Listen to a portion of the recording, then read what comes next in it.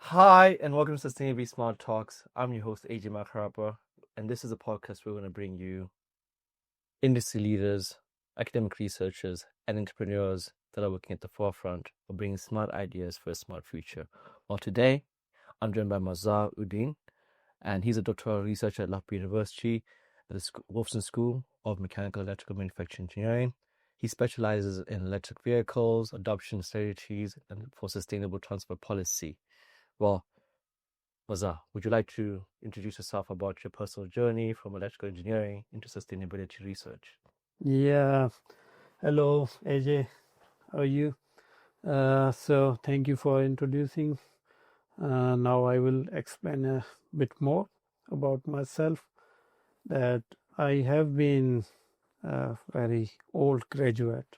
It's been like a decade. I did my undergrad in electrical engineering, Yes, indeed. and then I had always ambitions to do something which is interesting for me, right? So I started working in a central bank, luckily or unluckily.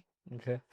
So yeah, then uh, then I wanted to do something which can correlate both engineering and my central bank experience. So by the time I was in the second year of my master's, I was in the middle career in my State Bank of Pakistan job. Then I realized that I should do something to integrate both of my economics and uh, also the engineering knowledge. Yes, To indeed. yeah, to bring more like impactful change in environment or in my surrounding. So that's why I started my PhD, and my topic was more relevant to energy policy, economics, and finance, to bridge the gap between my engineering and economics experience to more of practical pathways in the sustainable development. Yes, indeed. So you have like over 7 years of experience at the State Bank of Pakistan, Yeah. leading renewable energy financing schemes and government-backed industrial initiatives. Could you tell us a little bit about that? How was those 7 years of experience? Yeah. So I have worked in various departments in within State Bank of Pakistan, which is central bank of my country. So I have worked within sustainable finance, renewable financing schemes, and also the foreign exchange operations department, which is more like importing and exporting within country or outside of the country, and promoting the exports and uh, making payments for imports for the items, services being delivered in the country. So mainly I have different portfolio within my 7 years of experience there. Yes, indeed. So then you were a recipient of very competitive higher education commission scholarships. How did you get that scholarship, by the way? Yeah, it is one of the competitive scholarship for pursuing PhD in foreign countries. Okay. So for that you have to take a open competition exam, which is a national exam. Then you are shortlisted among the thousands of candidates, and then once you are shortlisted, you can get admission in any of the country all over the world. Okay, Right. indeed. So why did you choose AV adoption, especially in places like Pakistan or developing countries? Right. So developing countries, they got so many issues regarding finance, their infrastructure, and energy upliftment. So they have, and also the societal acceptance.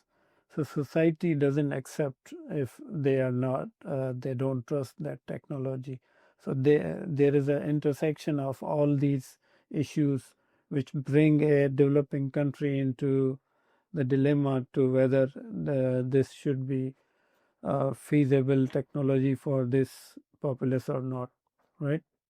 So uh, these issues, and comparing with my background, I got interested into something which is not in my country, but I can do for my country and work on it by doing research on it. And I can also integrate my previous experience, academic and professional experience in it. Yes, indeed. So it's not there, it's not been adopted yet in your home country, Pakistan. So what are the biggest challenges and opportunities for EV adoption in places like, in economies like Pakistan? Right. So the challenges, I would say, the developing economies, the main issue is the upfront cost of the EV, right?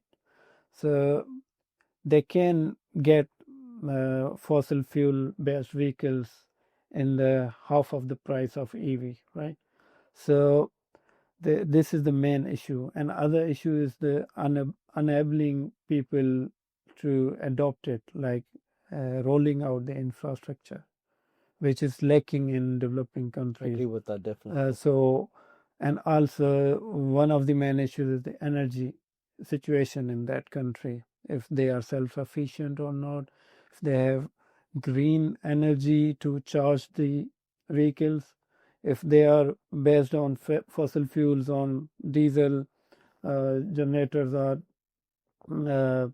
the energy is being generated through fossil fuel based technology, then there is no point of using EVs, I right? agree with that.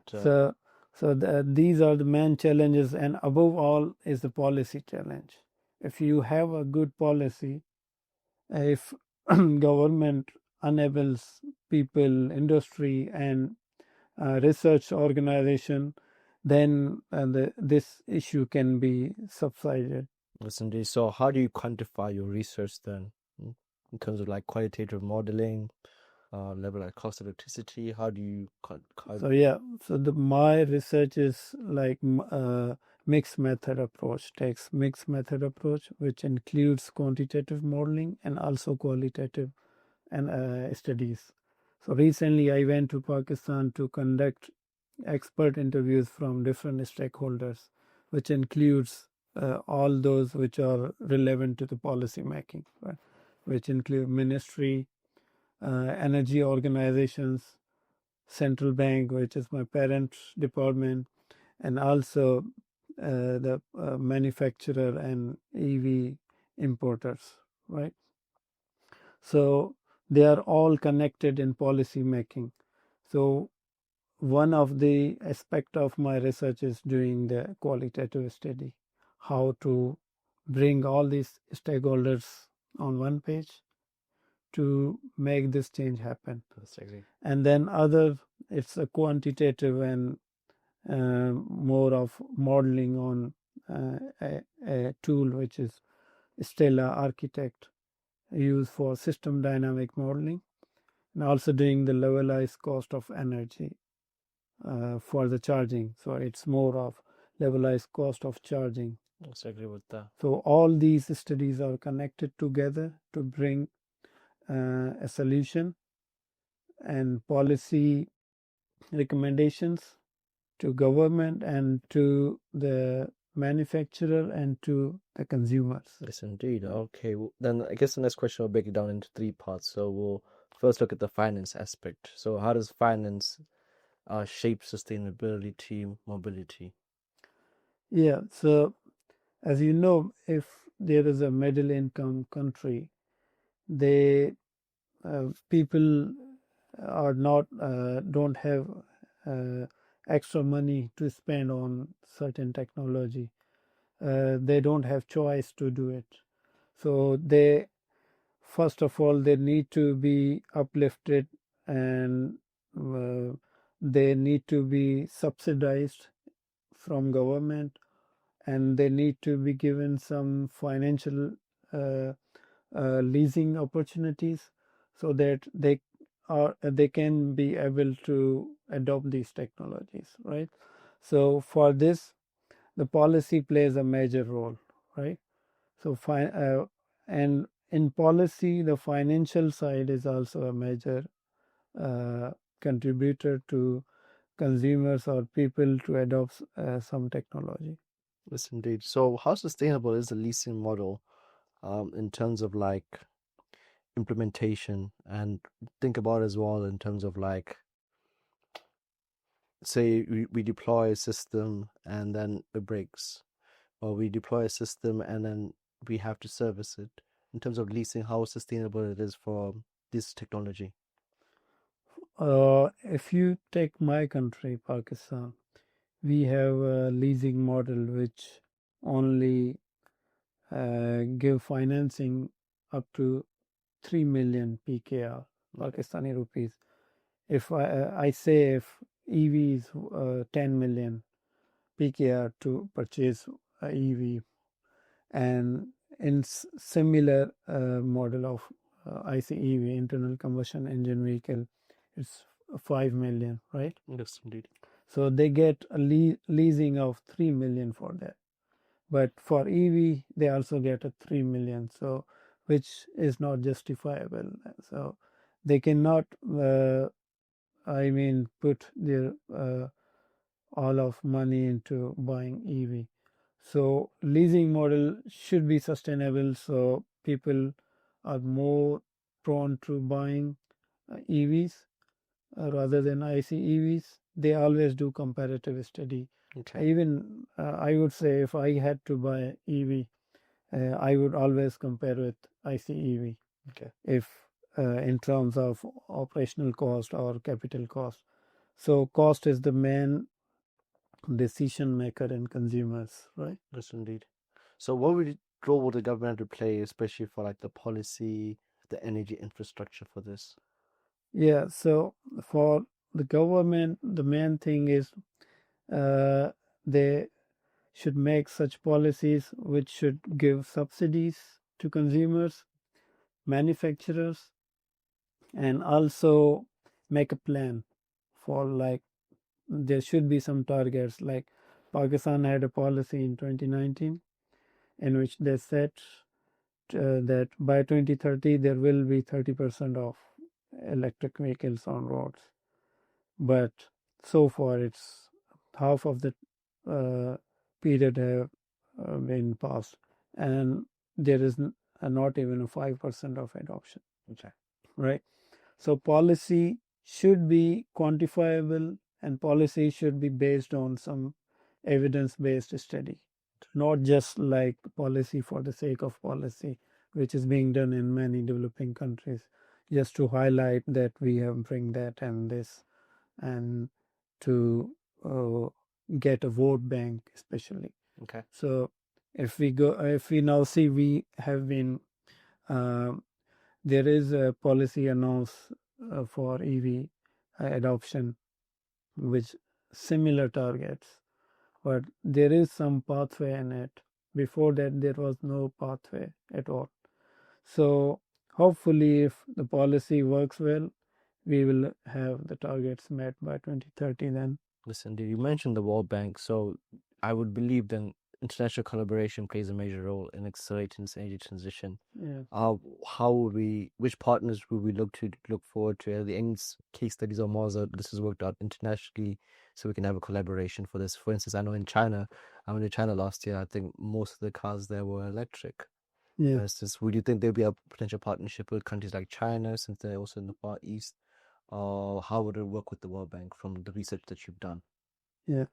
So what I would say, if we say regarding international collaboration, it can be done in many aspects. Like, for example, if we don't have knowledge regarding EVs, or if we don't have the technical expertise to skill set to increase the adoption, we need to collaborate with international partners which have that expertise, who can share their knowledge, who can share their technology. Agree with that. And also in terms of financing, there are some financial models that can help international organizations or countries to invest in that country, because the companies are owned by those countries which have all good technological advancement.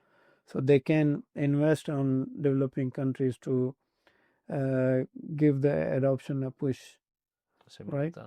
So, and also, as I already mentioned, the policy, there are different type of policies. There is a local policy which is region based, right? Then there are national policies which are within the country. Then there are multilateral or multinational policies which impacts a region, or if we say Asia, if we are the neighbor to India, and India have similar sociodynamic and socioeconomics, right? So they had some policies which were very impactful in their country, and their acceptance and their adoption rates increased significantly. So in terms of policy, multilateral policy, we can try to get some understanding or learning from those policies or those countries which were successful in EV adoption. Yes, indeed. Well, it looks like you're aiming to implement policy frameworks, but not only that, it looks like you're going to be supporting decarbonization, but how are you going to be promoting social and economic inclusion for people with the research that you've done? Yeah, so for socioeconomics, through this research, right? If I didn't yes. wrong. How are you going to do the social and economic inclusion? Yes. Yeah. So for the if I say policy, the main focus of my study is on policy, right? Electric vehicle adoption and strategies. So the consumers are the main target, and they should be targeted. So, and also the manufacturers. So if they are targeted in different ways to help them out, there will be new jobs in EV industry and EV. If there will be EV on roads, there will be infrastructure, and if there will be infrastructure, there need to be green energy behind that. And if there is green energy behind it, there will be a transition in jobs and a skill set and learning. So all of these are connected to each other. So social dynamics will change to sustainable and clean jobs, right? Yes, indeed. So, what advice would you give to young engineers and research passionate about sustainability? So the main thing is, don't just, my take is, don't go into single direction in terms of field.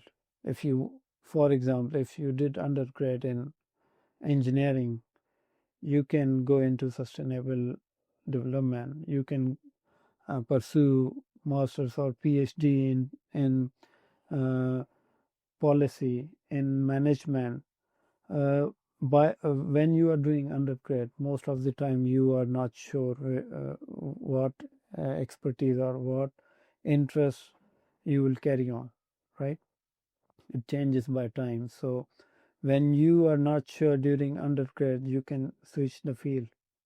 And today there is education is very interdisciplinary in nature. So you can always change your field when you think there is a need and there is an interest within yourself. Yes, I agree. So you can always switch and move towards sustainability in many ways. Okay. So there is not a traditional era have ended now. So you have to be multidisciplinary to be successful in your interests and your motives, right? Yes, I agree with that. That's very impactful because both me and Mazhar are teachers, lecturers, and yeah, it's important for that because my research is specifically into wireless communications, but I had to be interdisciplinary. I had to teach robotics, AI. I had to teach software programming. I had to teach computer networks, and hopefully we will possibly both be teaching electrical power network systems quite soon. Oh, Yes, indeed. We're going for the same job where the best men win. But anyways, just to close off with the last bit of your research, of course, is that is there any lasting advice you want to leave to countries maybe facing the same sustainability challenges that you want to advise other countries to adopt? yeah. So the sustainability challenges can be in many fields, right? It can be in water, it can be in sanitation, it can be in energy. So it can be in lifestyle as well, right? So choose anything which can be sustainable, which can be in long term, right? If you see, there is no shortcut in success or in sustainability. Sustainable means it's long term. So for the countries, developing countries and their government, they should do a policy analysis based on evidence, not just for the policy making sake. So if the policy is rational, then it can lead to the success. Yes, I agree with that. That means a lot of good leadership. I hope the leaders that are tuned into this have listened to Mazhar. He's been an assistant director at a state bank. Sometimes it's important to listen to the people who are working towards this energy transition. Well, this has been another episode of Sustainably Smart Talks. We promise to bring you industry leaders, academic researchers, and entrepreneurs who are bringing smart ideas to a smart future. Well, Mazhar, for Thank you very much, AJ. sharing your energy and your vision and your passion. Thank you so much. Good to see you. Good to talk to you.